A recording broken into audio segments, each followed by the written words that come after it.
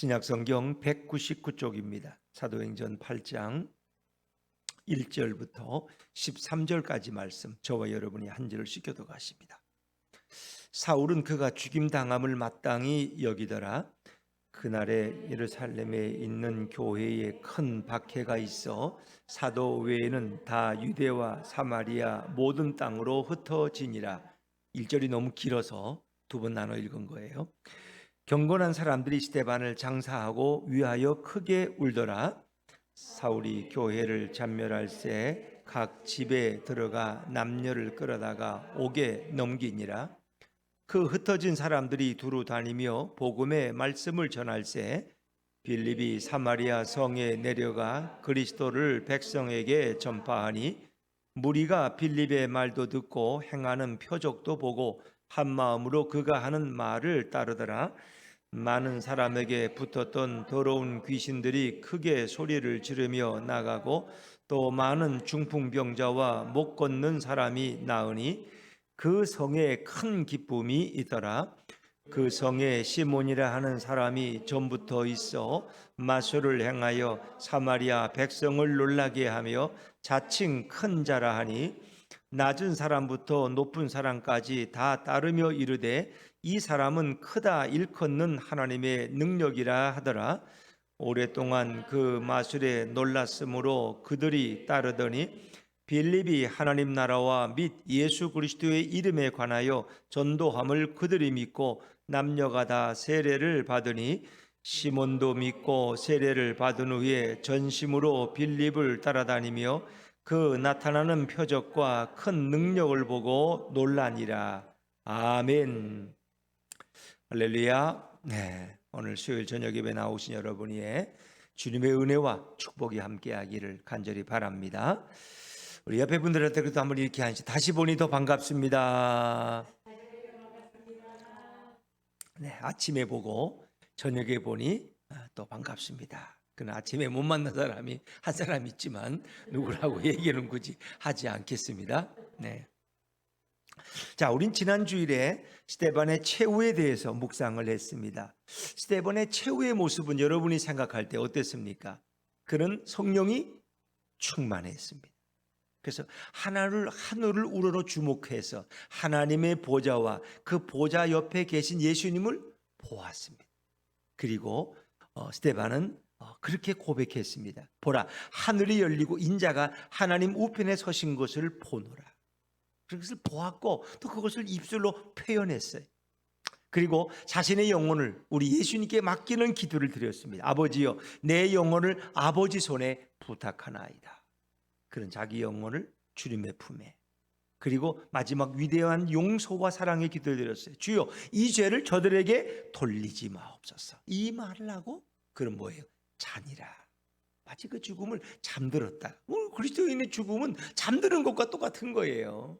저녁 먹고 잠깐 잠들어서 아직 잘 때가 아닌데, 아니 일어나 아이고 양치하고 자야지, 옷 벗고 자야지, 이런 거예요. 어찌 보면 죽음이라는 건 그런 거예요. 주님이 우리를 흔들어 깨우시는 거예요. 그러니까 우리가 잠자는 것과 이렇게 죽음 임종을 맞이한 거는 똑같은 거예요. 주님이 부르시면 아들의 음성을 듣는 자는 죽음 가운데서 살아나고 부활할 줄로 믿습니다. 그거예요. 잠자는 거 엄마가 깨우면 일어나는 거. 우리가 육신적으로 임종을 맞이하지만 예수님이 음성으로 깨우시면 우리는 그때 일어나서, 그렇죠, 주님의 부활에 참여하게 되는 거예요. 자, 스데반의 최후의 모습은 우리에게 매우 인상적이었어요. 그는 비록 돌에 맞아 죽으면서도 조금도 동요하거나 후회한 흔적이 없어요. 반항한 적도 없어요. 너무나 고요하고 평온했고 그는 그것을 있는 그대로 받아들였어요. 그래서 우리에게 진정한 용서와 사랑이 어떤 것인가를, 진정 예수님의 제자의 삶이 어떤 것인가를 우리에게 가장 잘 보여주고 있는 성경이 바로 스데반의 이야기입니다. 그리고 우리 그리스도인은 마지막 임종을 어떻게 맞이해야 되나? 여러분 어떻게 맞이하겠어요? 평온하게 맞이하겠어요? 좀 더 우리가 또 우리에게 좀 그 마지막 임종이 조금 빨리 찾아올 수도 있어요. 여러분들은 자기의 그 임종의 순간을 보통 한 80, 90 정도로 잡고 있죠. 욕심 많은 분은 100살을 넘을지도 몰라. 근데 내가 생각했던 것보다 좀 빨리 올 때 여러분 어떻게 받아들이시겠어요? 나 아직 50도 안 됐는데, 60도 안 됐는데 아직. 칠순도 안 지냈는데 하나님이 왜 나를 데려가려고 그러시지? 막 사람들은 거기에 대해서 부정적이 되고 비관적이 되고 막 예수님이 날 사랑하는 거야 하면서. 근데 이제 우리 주님께서는 이렇게 데려갈 것처럼 이렇게 하시다가 또 그 사람의 영혼의 상태를 보시고 그에게 생명을 연장시켜 주실 때가 있어요. 이제 그때가 그로 하여금 새로운 삶을 살 수 있는 기회가 되는 거죠. 정말 스데반의 이 최후의 모습은 우리에게 매우 인상적인 모습이었다. 그래서 스데반은 정말 초대교회 최초의 순교자였고 위대한 믿음의 사람이었습니다. 자, 이제 우리들이 주목할 것은 스데반 순교 후에 어떤 일이 일어났느냐. 교회에 대한 엄청난 핍박의 바람이 불어오기 시작했습니다. 자, 우리 사도행전 8장 1절 말씀을 다시 한번 읽어볼까요? 사도행전 8장 1절입니다. 시작. 사울은 그가 죽임당함을 마땅히 여기더라. 그날에 예루살렘에 있는 교회에 큰 박해가 있어 사도 외에는 다 유대와 사마리아 모든 땅으로 흩어지니라. 아멘. 사울은 그가 죽임당함을 마땅히 여겼어요. 예루살렘에 있는 교회의 큰 박해가, 이 박해가 보통 박해가 아니라 큰 박해야. 근데 궁금하지 않아요? 사도 외에는 다 흩어졌어. 모든 땅으로, 유대와 사마리아 모든 땅으로. 사도 외에는. 근데 사도들은 왜 남았을 것 같아요, 여러분? 네? 사도들은 왜 흩어지지 않았을까요? 사도들은 네? 예수님을 기다리느라고, 예수님 오실 날을 기다리느라고, 그리스도를 전하기 위해서. 사도 외에는 다 흩어졌어요. 아마 사도들은 이런 고난과 핍박을 두려워했을까요? 두려워하지 않았을까요? 내 얘기를 들어야지, 주아 엄마. 사도들은 글 보면 어떡해. 내일 봐야지. 사도들은 이 죽음과 핍박을 두려워했어요? 두려워하지 않았어요? 안 두려워했어요. 두려워하지 않았다는 거나 뭐 주아 아빠야 안 두려워했다는 말이야 같은 말인데 그 두려워하잖아. 그 사도들은 두렵지 않으니까 여기 남아 있었어. 왜? 그들은 죽으면 더 좋은 거야. 왜? 천국에 가고 주님 품에 가니까. 주님이 승천하는 거 봤거든. 주님 품에 가 얼마나 좋아. 근데 그 외의 사람들은 아마 피신을 시켰을 거예요. 여기 있지 말고 우리 예루살렘은 사도들이 지킬 테니까 당신들은 흩어져서 잠시 몸을 피하시오. 그 핍박이 모이면 그때 돌아와서 다시 복음을 전합시다. 아마 이렇게 흩어지는 것을 사도들이 허락했을 것 같아요. 그렇지 않습니까? 여러분은 사도들이에요? 사도가 아니에요?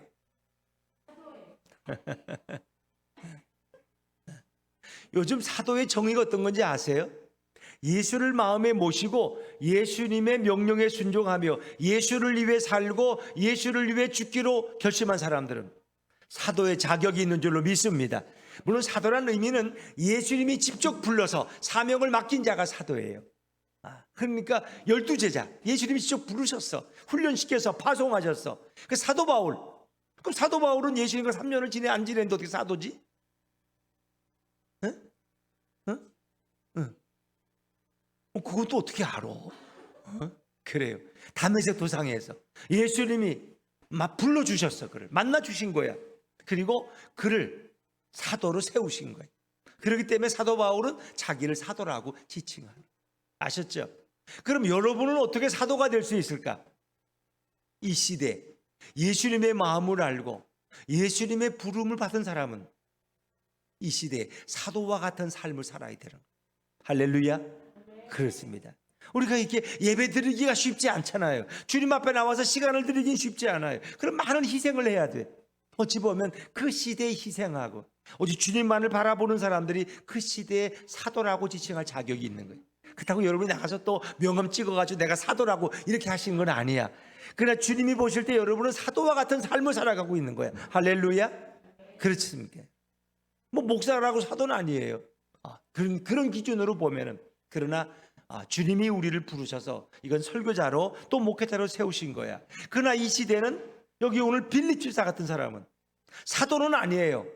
그러나 그는 이제 안수 집사라고 부름 받을 수 있지만 그도 가서 사도와 같이 복음을 전했고 능력 있는 삶을 살았어요. 오늘 여러분들이 뭐 직분이 중요한 것이 아니라 주님이 나를 부르셨고 내가 주님과 함께 살아가는 사람은 여러분은 능히 사도라고 지칭받아도 부족함이 없는 사람.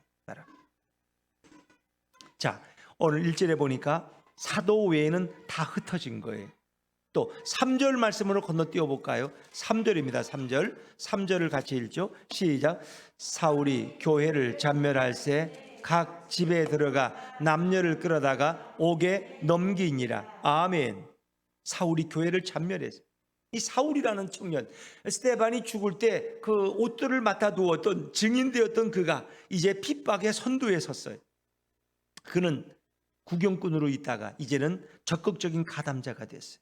그리고 대제사장의 공문을 가지고 믿는 자들을 체포해서 예루살렘으로 데려오려고 다메섹까지 가던 자예요. 근데 그 사울이 교회를 잔멸했다는, 잔멸이란 말은 어디에 사용되는 마냐 하면은 교회는 잔멸이란 말은 산돼지가 이렇게 농부들이 농사를 지으면 산돼지가 밤에 와서 그 주둥이로 모든 밭을 다 이렇게 파헤쳐 놓은 것 같은, 그러니까 뭔가 엉망진창이 되는 그런 거를 잔멸이라는 원어의 의미입니다. 그러니까 사울이 얼마나 거칠게 교회를 핍박해 갔는지 상상해 보세요.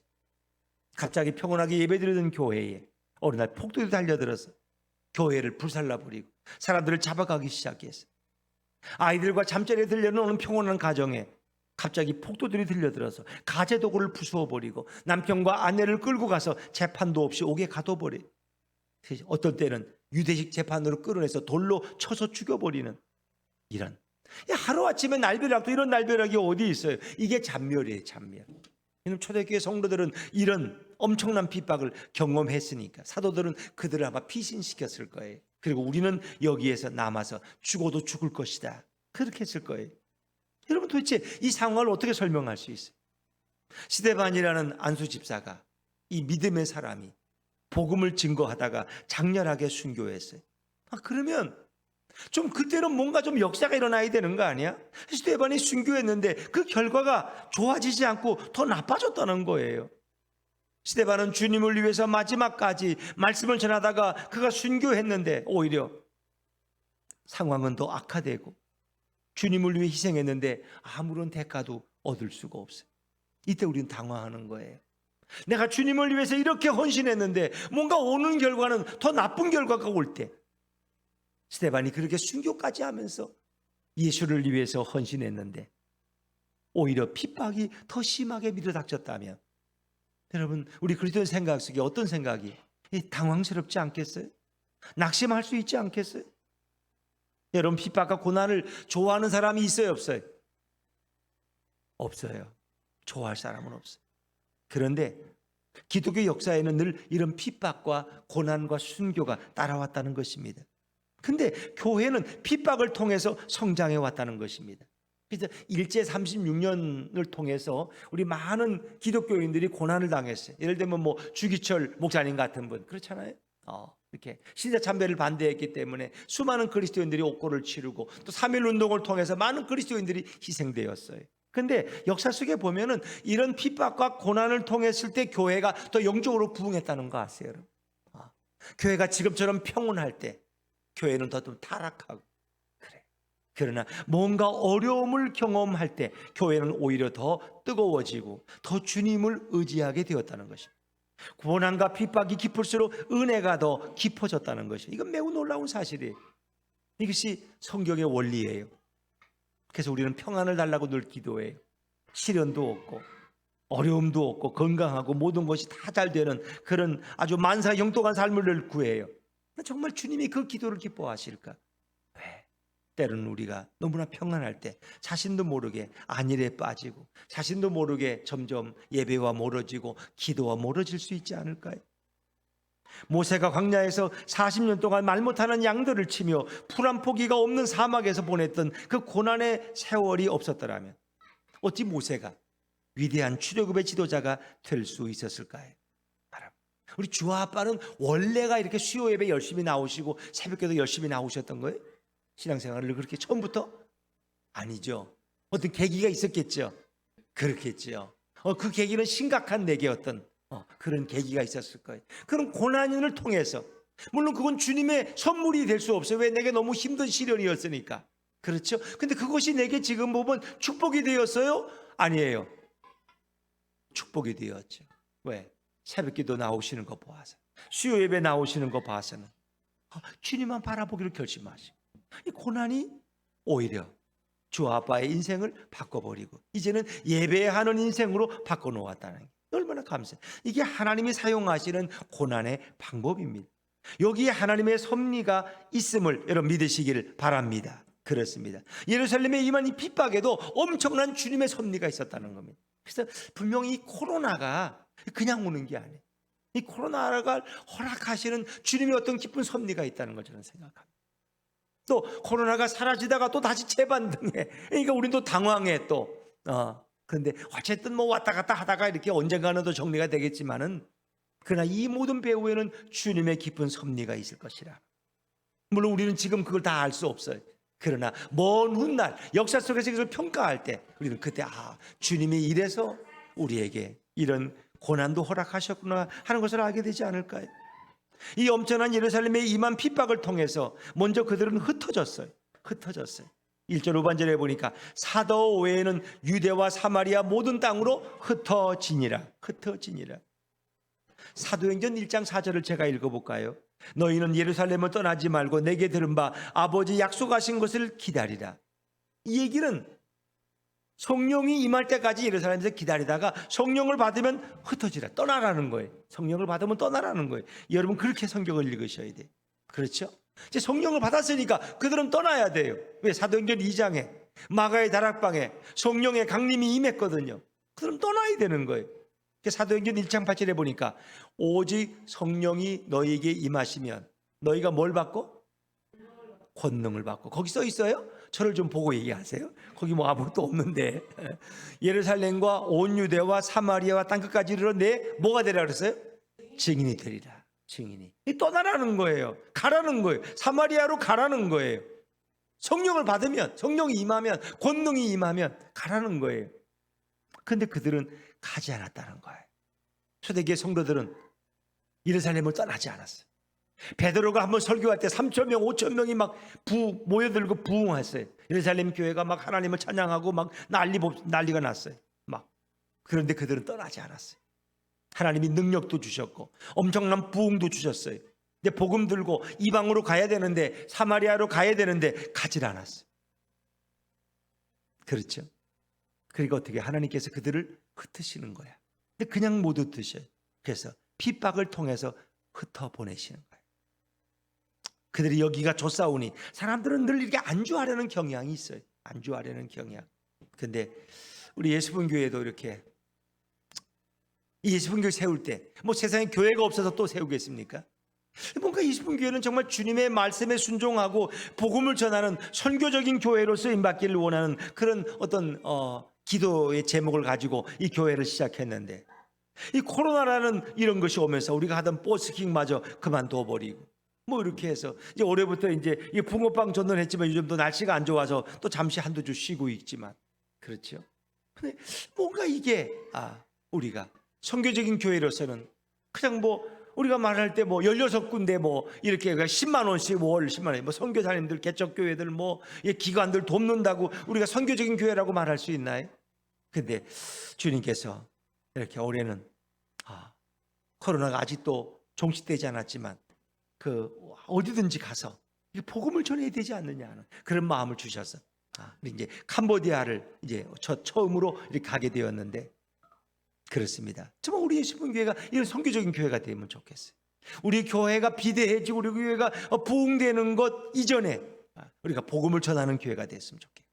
또 이 교회가 어느 정도의 이렇게 숫자에 이르면 이 교회가 또 하나의 교회를 탄생하는 어머니 교회가 될 수 있다면 얼마나 좋을까요? 할렐루야. 할렐루야. 이 교회가 어머니 교회가 돼서 또 하나의 자녀 교회를 낳을 수 있다면, 그렇죠? 제 목회하는 동안 그런 일이 있으면 너무 좋겠지만 그때가 안 되면 여기 기도하는 여러분들이 기도의 제목이 될 수 있기를 주의 이름으로 축원합니다. 아셨죠? 그래서 우리 예수품 교회는 이것으로 머물지 말고 또 자녀 교회를 세우고 또 그 교회가 손자 손녀 교회까지 세울 수 있다면 얼마나 좋겠어요. 우리가 그런 꿈을 가지고 한번 기도해 본다면 주님은 이 교회를 통해서 역사하지 않을까요? 근데 애들은 이렇게 울다가도 또 자기들끼리 또 친해지는 걸 배워요. 근데 부모가 개입을 하면은 거기서 발전이 없어. 나의 큰 애가 너 왜 우니? 해서 또 이렇게 안아주고 이러면서 이제 함께 살아가는 방법을 배우는 거예요. 한번 내뱉어 보세요. 얼마나 우는지. 엄마는 좀 안타깝겠지만, 자, 여러분, 그리스도의 복음은 이렇게 전해져야 됐다는 거예요. 이게 바로 하나님의 섭리예요. 아브라함은 믿음의 조상이 되기 위해서 정들었고 익숙했던 자기 고향을 떠나야만 했어요. 떠나면서 복음이 증거되는 거예요. 그래서 가나안 땅에 하나님의 역사가 임하는 거예요. 6.25를 통해서 우리 민족이 고난을 받았기 때문에 우리 동족들이 이곳저곳으로 많이 흩어져서 교회를 세운 거예요.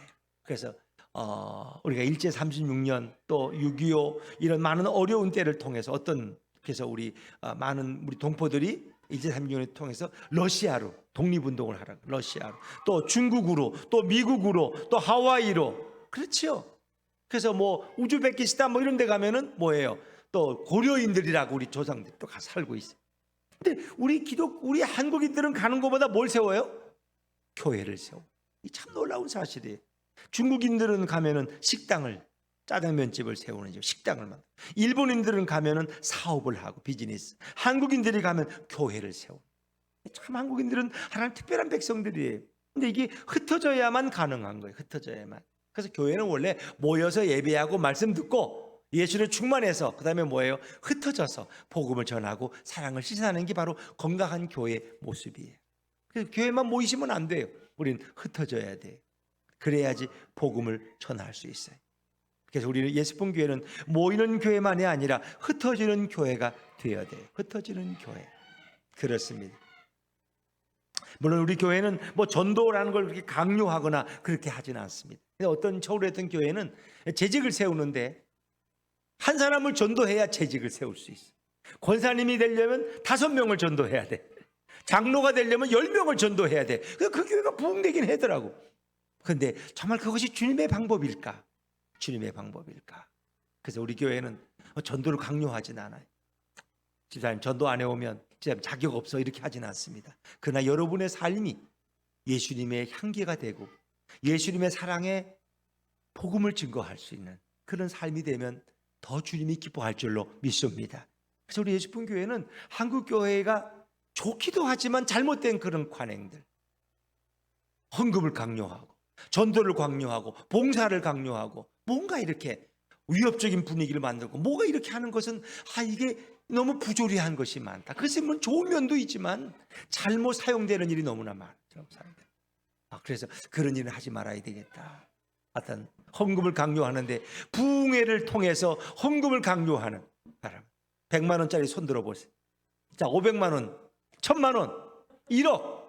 장로님은 1억 좀 하셔야죠. 이래서 체면 때문에 어쩔 수 없이 눈물을 머금고 건축원금을 작정해야 되는 이런 잘못된 행태. 그래서 우리를 바리새인 같이 만드는 겉과 속이 다른 이제 그런 것은 교회에서 사라져야 되겠다. 헌금은 주님이 내 마음에 감동을 주실 때 내가 기뻐하는 마음으로 해야지 헌금이고 주님이 받으시는 예물이지. 억지로 체면 때문에 할 수 없이 이렇게 하는 헌금은 주님이 기뻐하지 않으시기 때문에. 그렇죠? 체면 때문에 하는 일은 이제 예수품 교회에서는 사라져야 되겠다. 그런 생각을 해봤습니다. 어쨌든 핍박을 통해서 교회는 흩어졌고 그리고 가는 곳마다 그들은 어떤 일을 했을까요? 자, 그것이 복음의 진보가 됐다는 거예요. 자, 4절과 5절 말씀을 한번 읽어볼까요? 4절과 5절입니다. 시작. 그 흩어진 사람들이 두루 다니며 빌립이 사마리아 성에 내려가 그리스도를 백성에게 전파하니. 아멘. 자, 흩어진 사람들이 두루 다니며 뭘 전했어요? 복음의 말씀을 전했어요. 흩어진 사람들이 가서. 이 놀라운 거예요. 흩어진 사람들이 가서 땅 보러 다닌 게 아니고 다른 거 보러 다닌 게 아니라 사업할 자리 찾은 게 아니라 복음의 말씀을 전했어요. 그리고 거기에 지도자인 빌립이 사마리아 성에 내려가서 그리스도를 백성에게 전파하기 시작했어요. 그리스도를, 예수님을 전하기 시작했어요. 자, 그래서 오히려 핍박이 흩어짐을 일으켰고 흩어짐이 복음의 진보가 되었다는 겁니다. 참 놀라운 거죠. 여러분, 흩어진다는 것은 괴로운 일이에요. 왜? 이건 뭔가 자유를 빼앗기고 정도는 환경을 떠나는 이런 아픔이 있어요. 그런데 신앙적으로 보면은 흩어졌다는 것은 보냄을 받았다는 뜻입니다.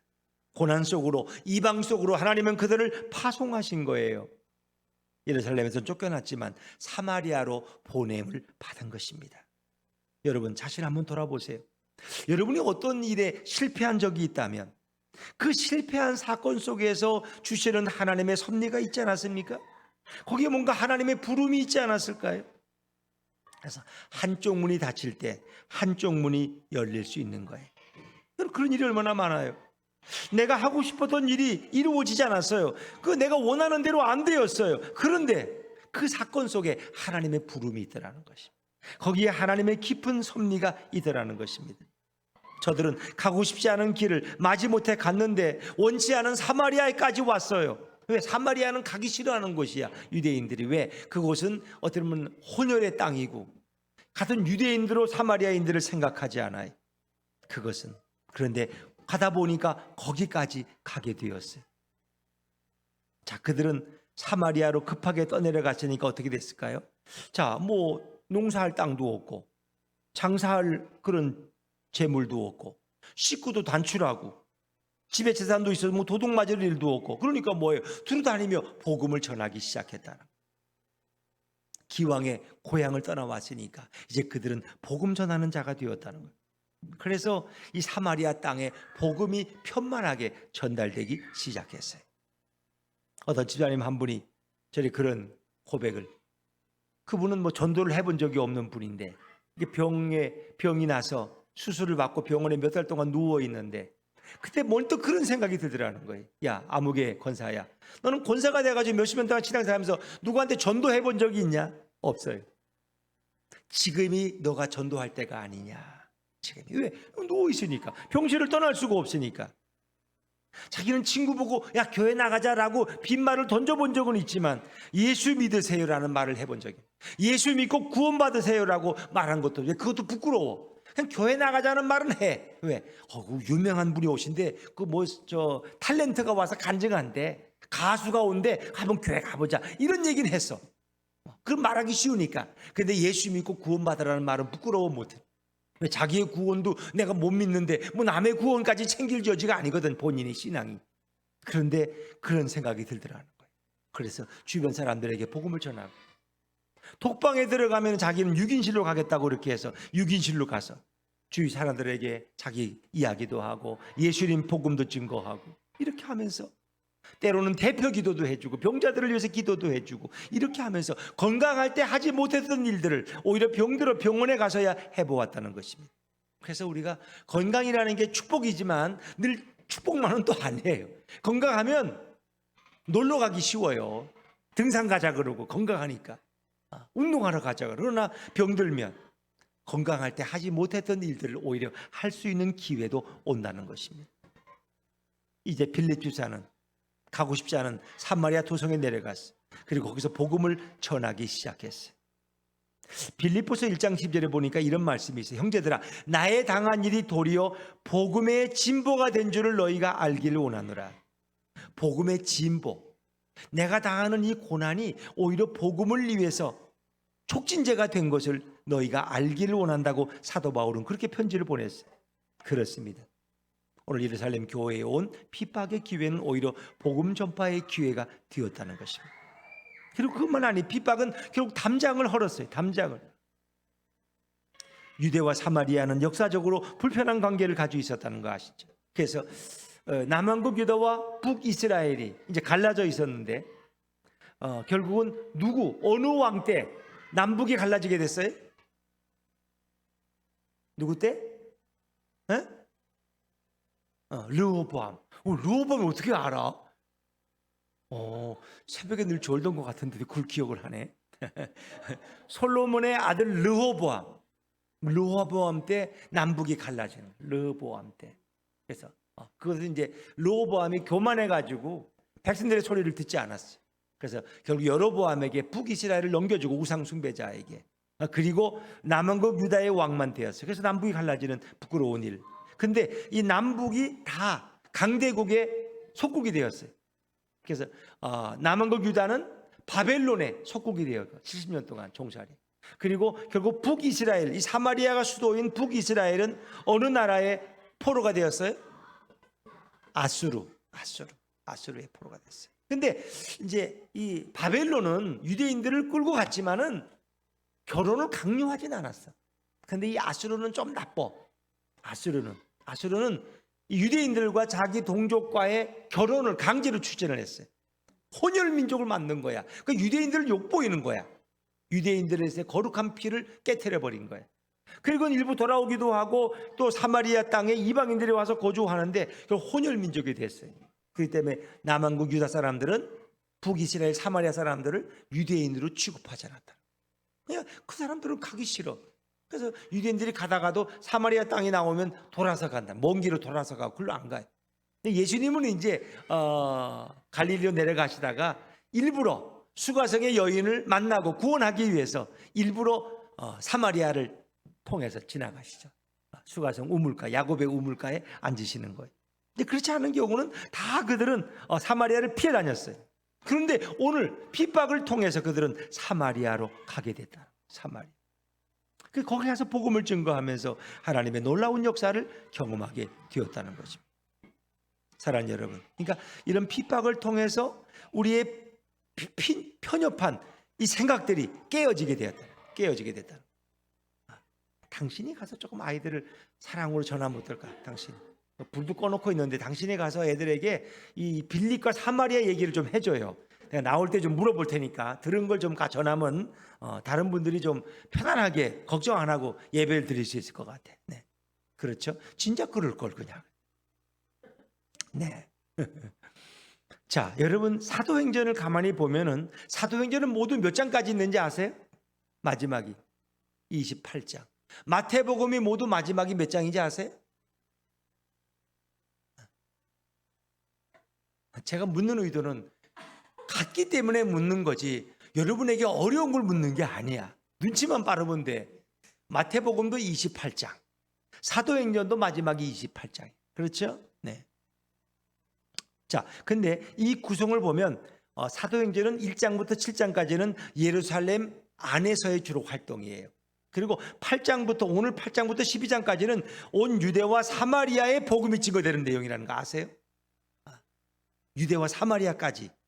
그 다음에 13장부터 28장까지는 땅끝까지 복음이 증거되는 거예요. 할렐루야.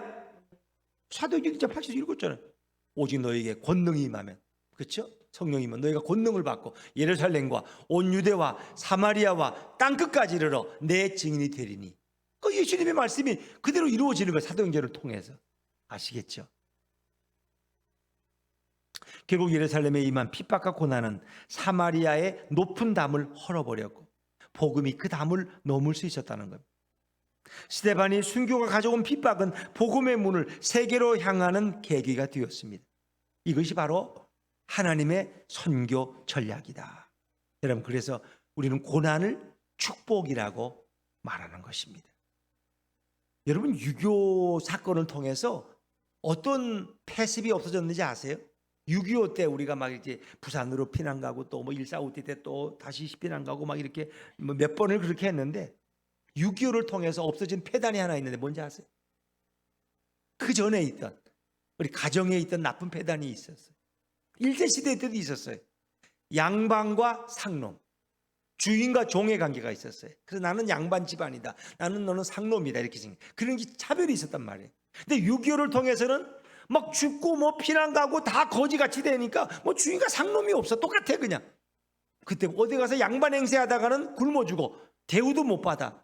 뭐 그러니까 다 똑같은 신분이 돼버린 거예요. 그러니까 6.25라는 고난을 통해서 양반과 어떤 상놈의 이런 경계가 허물어져 버리는 거예요. 이게 고난이 주는 축복이에요, 사실. 그리고 그들은 하나 되기 위해서. 사실은 6.25가 없었다면 우리나라가 지금까지 이렇게 발전할 수 있었을까요? 그 어려워요. 물론 6.25가 없었다면 뭐 허물어지지도 않고 폭탄 체례도 안 받았겠죠. 근데 결국은 어떻게 됐을까요? 6.25가 있었기 때문에 오히려 지금의 대한민국의 번영을 가져올 수 있었다는 것입니다. 그걸 생각해야 돼요. 그래서 하나님이 이렇게 고난을 주실 때는 다 이유가 있구나. 그리고 사마리아 도성에 이제 복음이 증거되고 나서 어떤 결과가 왔을까요? 큰 기쁨이 임했어요. 자, 6절부터 6절, 7절, 8절 말씀, 6절, 7절, 8절을 같이 한번 읽어볼게요. 시작. 무리가 빌립의 말도 듣고 행하는 표적도 보고 한 마음으로 그가 하는 말을 따르더라. 많은 사람에게 붙었던 더러운 귀신들이 크게 소리를 지르며 나가고 또 많은 중풍병자와 못 걷는 사람이 나으니 그 성에 큰 기쁨이 있더라. 아멘. 네. 자, 우리 8절에 보니까 배경지 성도님 그 성에 뭐가 있더라 그랬어요? 네? 주 아빠. 큰 기쁨이. 이 기쁨이라는 건 아무 때나 오는 게 아니에요. 복음이 증거되니까 이런 엄청난 기쁨을 경험하게 되었다는 것입니다. 근데 빌립에 가서 복음을 전하니까 그 빌립이 행하는 표적도 보고 그가 하는 말을 보고 따르더라. 그리고 많은 7절에 보니까 많은 사람에게 붙었던 뭐가 떠나갔어요? 더러운 귀신들이. 귀신은 깨끗한 귀신이에요? 더러운 귀신이에요? 귀신은 더러워요. 귀신은 붙이고 다니면 안 돼. 귀신은 성경의 표현은 귀신은 더럽다는 거예요. 아주 더티해. 귀신은 가능하면 귀신은 붙여주면 안 돼. 근데 귀신들이 떠나가기 시작했다는 거예요. 그래서 귀신은 사람에게 붙어서 기생하는 존재입니다. 어떤 경우에는 사람을 떠나기도 하지만 어떤 경우에는 7 귀신을 데리고 와서 그 사람을 더 괴롭히기도 해요. 그래서 이 귀신이 들어와 있으면 기도가 안 돼요. 찬송을 불러도 귀신이 붙어 있으면 기쁨이 없어요. 귀신들이 나를 억압하고 있으면 찬양도 안 돼요. 설교를 들으면 자꾸 졸리면 머리가 아파요. 답답해지고 괜히 사람이 미워지고 자기도 모르게 자꾸 화가 나고 이게 다 귀신에게 눌림받을 때 오는 현상이라는 것입니다. 더더욱 더 귀신은 더러운 존재예요. 그래서 이 더러운 귀신들이라고 표현해요. 더러운 귀신이 내 안에 들어오면 내 마음속에도 더러운 것이 자꾸 생겨나는 거예요. 더러운 생각, 음란한 욕심, 명예욕, 권력욕, 물질의 욕심, 경쟁심, 시기 질투의 마음들이 나를 지배하는 거예요. 근데 복음이 들어오면, 예수의 복음이 들어오면 귀신이 떠나갈 줄로 믿습니다. 귀신들이 소리를 지르며 떠나가는 것입니다. 여러분들의 심령 속에 예수님이 임하심으로써, 복음의 말씀이 여러분 안에 새겨짐으로써 귀신들이 놀라 떠나가기를 주의 이름으로 축원합니다. 또 빌립이 복음을 전할 때 중풍병자와 안진뱅이가 고침받았어요. 걷지 못하는 자가 걷게 되었어요. 병고침의 역사가 일어났어요. 아마 3년의 공생애에서 복음서에서 가장 많은 병자들을 고치셨는데 오늘 이 사마리아에서 엄청난 치유의 역사가 일어났어요. 하나님은 오늘도 병자들을 치료하시고 상처받은 영혼들에게 회복의 은혜를 부어주시는 줄로 믿습니다. 그래서 이 귀신들이 떠나가고 질병이 치유받을 때 사마리아 도성에 큰 기쁨이 넘쳤다는 것입니다. 이것이 바로 복음의 능력이에요. 이런 능력이 동탄 지역에도 임했으면 좋겠습니다. 자, 우리 9절과 10절 또 말씀 좀 빨리 진행합니다. 9절과 10절 시작. 그 성에 시몬이라 하는 사람이 전부터 있어 마술을 행하여 사마리아 백성을 놀라게 하며 자칭 큰 자라 하니 낮은 사람부터 높은 사람까지 다 따르며 이르되 이 사람은 크다 일컫는 하나님의 능력이라 하더라. 아멘. 9절과 10절 말씀 읽었어요. 그렇습니다. 오늘 여기 보니까 마술사 시몬이라는 사람이 있었는데 이 사람이 백성들을 놀래게 할 정도로 뭔가 자기 나름대로 마술을 행하고 사람들에게 뭔가 표적을 보이는 거예요. 그런데 이 시몬도 결국은 빌립을 통해서 예수를 믿고 세례를 받았다는 거예요. 자, 13절 말씀으로 건너가 아니 12절 13절 시작. 빌립이 하나님 나라와 및 예수 그리스도의 이름에 관하여 전도함을 그들이 믿고 남녀가 다 세례를 받으니 시몬도 믿고 세례를 받은 후에 전심으로 빌립을 따라다니며 그 나타나는 표적과 큰 능력을 보고 놀라니라. 아멘. 12절에 빌립이 뭘 전했어요? 하나님 나라와 그 다음에 뭐예요? 예수 그리스도의 이름에 관해 전도했어요. 예수 그리스도의 이름. 주의 이름을 부르는 자는 구원을 받. 예수 그리스도의 그 이름이 얼마나 위대한 이름인지 그 이름에 관해서 설명했는데 사람들이 믿고 세례를 받고 구원을 받았어요. 놀라운 건 14절에 시몬도 믿고 세례를 받았어요. 그리고 그가 전심으로, 형식적이 아니야, 정말 마음을 다해서 빌립을 따라다니면서 그 나타나는 표적과 능력을 보고 그도 놀랬다는 거예요. 자, 이 복음의 능력은 마술사 시몬까지 변화시켰어요. 여러분, 승려들 중에 상당히 많은 분들이 예수를 믿게 되고 또 목사가 되었다는 거 아세요? 생각보다 많습니다. 나는 승려. 또 그것도 제대로 동국대학교 이 승려학과를 나온 사람. 이런 사람들이 중간에 개종을 해서 신학교에 가고 목사가 돼서 복음을 증거하는 그런 사람들이 많이 있어요. 전에 제가 한번 모셨던 이 강사 중에 단군교래, 단군교. 지금 학교에 가면 아이들한테 뭐 단군이 우리나라를 만들었다고 자꾸 노래를 가리키는데 헛된 소리인데, 그건 이제 동화에 나오는 얘기인데, 그 단군교의 교주가 김혜경 씨라는 사람, 김혜경 씨. 근데 그 사람이 쓴 책이 나는 사탄의 왕관을 벗었다는 거예요. 많은 무당들을 거느리는 그런 단군교 교주였는데 그가 예수를 믿고 변화되었어요. 그래서 간증을 하러 다니는 때 제가 양평장로교에 있을 때 그분이 와서 간증했던 그런 기억이 납니다. 지금도 무슨 전통 종교니 무슨 전통 문화니 하면서 귀신의 게임에 넘어가는 사람들이 너무나 많다는 거예요. 예수 믿으면서도 가끔 점도 보고 또 결혼할 때도 궁합 같은 것을 보는 이런 잔분들도 있어요. 이게 다 어리석고 미련한 짓이라는 거예요. 또 과거의 대통령들 중에 어떤 된 사람들 중에 조상의 묘자리를 옮겨야 대통령이 된다 그래서 또 한때는 묘자리 옮기는 게 또 유행이 된 적도 있었어요. 이게 다 어리석은 일들이에요. 지나간 얘기지만 여러분 혹시 포항제철 회장을 지낸 박태준 씨 아세요? 우리 주아빠 아세요? 박태준 씨? 잘 모르세요? 잘 모르시는구나. 네, 그분이 포항제철을 일으킨 분이에요. 세계적인 철강 회사 포항제철을. 그러니까 한국의 이런 경제 부흥의 배경에는 포항제철이 있었다는 걸 아셔야 될 거예요. 그래서 거기서 쇠를 만들기 때문에 이런 배도 조선산업도 발전하고 한국이 세계에서 조선산업이 거의 1등, 2등이에요. 배 만드는 건 세계에서 우리 대한민국을 따라올 나라가 없어요. 특히 유조선 같은 거는. 그러니까 참 이게 이런 모든 배경의 출발이 바로 이 포항제철로부터 시작돼요. 포항제철로부터. 그게 이제 그 일을 한 박태준 씨인데 이분이 점치는 것을 되게 좋아했어요. 그래서 이분은 헬기를 타고 시간에 점을 치러 다녔다는 거예요. 그리고 어느 점쟁이가 오늘은 회장님 동쪽으로만 가십시오 그러면 그날은 동쪽으로만 갔지 서쪽으로는 절대 안 갔다는 거예요. 점쟁이 말을 듣고 하루를 살아가. 근데 가다가 담이 나와. 그러면 그 비서들이 갔다가 어떻게 해야지? 사다리를 갖다 놓고 그걸 넘어갈 정도로 그 점쟁이 말을 들었다는 거예요. 이 사람은 자기가 점쟁이 말을 들었기 때문에 이렇게 잘 되고 성공하는 줄 알았다는 거예요. 근데 어느 날 그는 점쟁이의 말과는 반대로 쫄짝 망했어요. 그리고 미국으로 몸을 피신해 있었어요. 정권이 바뀌고. 그런데 그거 너무 초라해지고 너무 우울증에 빠지고 그러니까 그 딸이 교회를 다니는데 아빠 나하고 오늘 같이 교회 가요. 그래가지고 딸을 따라서 교회 가게 된 것이 그분이 예수를 믿게 된 계기예요. 그래서 그분이 나후에는 예수를 믿게 되고 한국에 돌아와서 자유롭게 살았는데 그때는 많은 간증도 하고 그렇게 했죠. 정말 참 하나님의 역사 놀랍지 않습니까? 그렇게 점쟁이만 따라다니는 그런 박태준 씨 같은 사람이 예수를 믿고 변화돼. 이어령 문화공보부 장관 하시던 그 세계적인 석학이라는 분들, 전혀 하나님을 인정 안 하고 전혀 예수를 인정하지 않은 그런 분들이 마지막에 다 예수를 믿고 세례를 받고, 그렇죠? 그리고 기독교를 간증하는 책을 남기고 그리고 주님의 품으로 갔다는 거예요. 그는 더 암 수술을 더 받을 수 있음에도 불구하고 그 모든 것을 다 포기했어요. 내가 기도하고 내가 말씀 묵상하다가 주님 품에 가겠습니다. 그럼 얼마나 아름다운 모습이에요. 그렇지 않습니까? 오늘도 주님은 살아계시고 역사하고 계시. 오늘 이 사마리아 도성에 복음이 증거될 때 귀신들이 떠나가고, 그렇죠?